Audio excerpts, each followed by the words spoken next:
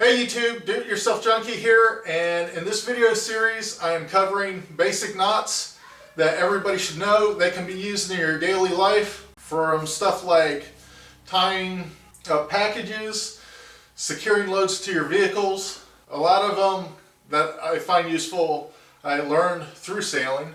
There are also the basic knots that scouts learn. The first two that I'll cover are the first two that my son learned in Scouts and had to master them for his Call of the Wild belt loop. And they also are useful for camping, rock climbing, boating in general, and survival craft.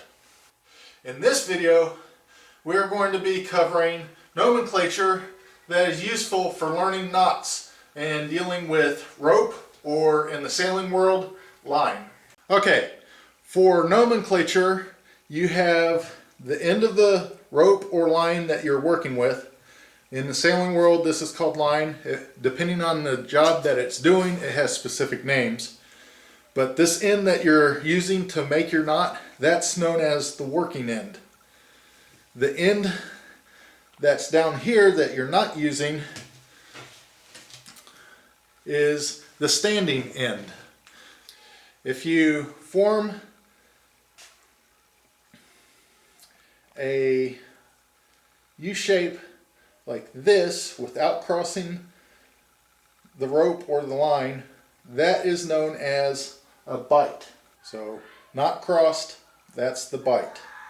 When you take your working end, form a bite, and cross over the standing end, that is called a loop. I've also seen nomenclature that calls this a cross point.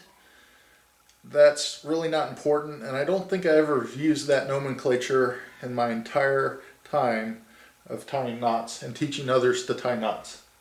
Now, if you were to take this loop and rotate it so that your working end and your standing end are twisted, that is called an elbow.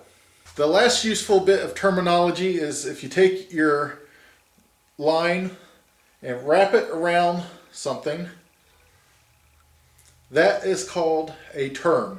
There you have it. There you have the basic nomenclature that you need for following along in the rest of the videos, learning how to tie the different knots. Hopefully you found this video informative. If you did, please give it a thumbs up. Any questions, feel free to ask them below. I try to always respond.